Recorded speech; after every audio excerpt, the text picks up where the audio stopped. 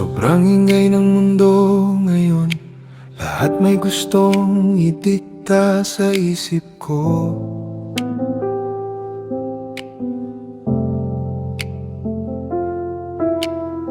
Kung sino raw dapat ako at saan dapat manggaling ang worth ko.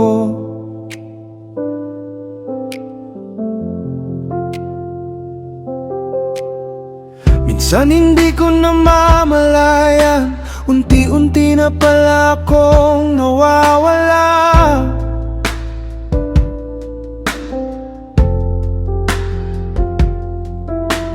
Habang abala akong sumabay sa lahat, mas lumalayo ang puso ko. Pero kapag binabalikan ko ang journey ko, naaalasya kong hindi mo ako iniwan. Sa bawat gabi ng takot at pagod, ikaw ang tahimik na sumalo sa akin.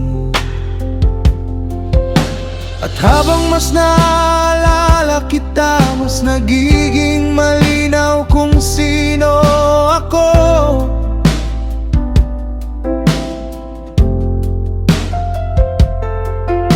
Hindi dahil sa opinyon ng mundo, kundi dahil minahal mo ako noon pa. Kapag ikaw ang sentro ng puso ko, hindi ako madaling mawala. Ay Diyos ko, ayokong maligaw sa ingay nitong mundo. Kapag unti-unti akong nawawala, ikaw ang magbabalik sa akin.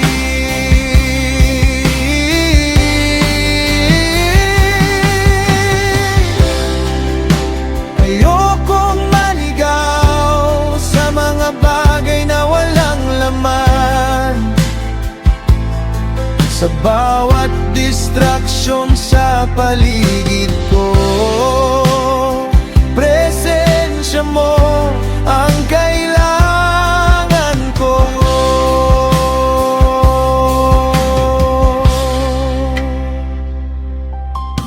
Hindi lahat ng uso makakabuti at hindi lahat ng maganda ay totoo.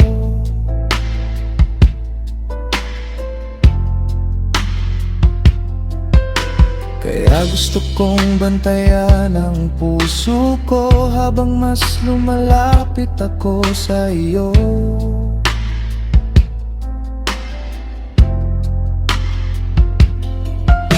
At kahit maraming tukso ang paligid, mas pipiliin kong manatiling grounded.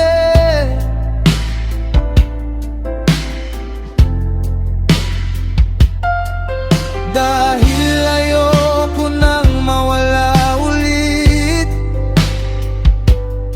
sa mga bagay na pansamantala lang. Kapag ikaw ang humahawak sa soul ko, may peace akong nararamdaman.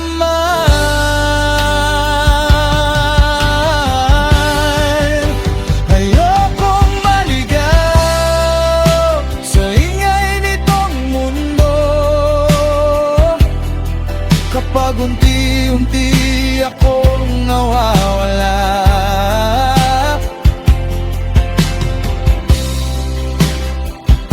ikaw ang magbabalik sa akin. Ayoko nang magpatalo sa ingay ng mundo.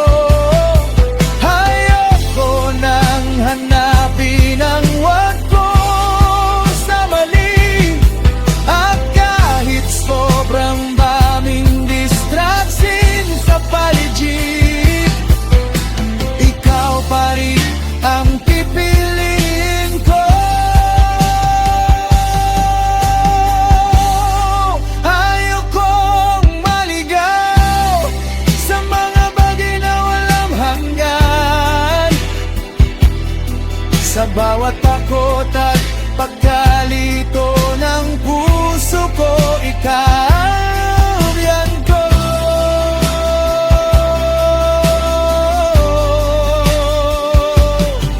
Kapag sobrang ingay ng mundo, ikaw pa rin ang tahimik kong pahinga. Kapag sobrang ingay ng mundo, ikaw pa rin ang tahimik kong pahinga.